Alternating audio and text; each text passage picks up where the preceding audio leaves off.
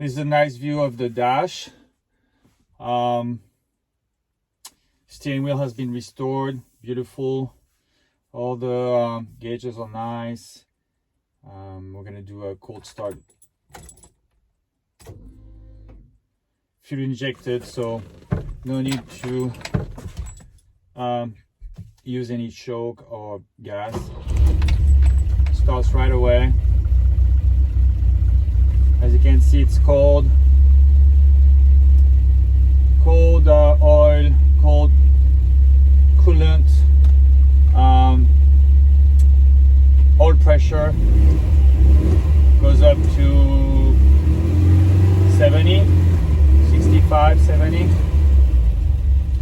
Fuel gauge work, clock. Battery was disconnected, but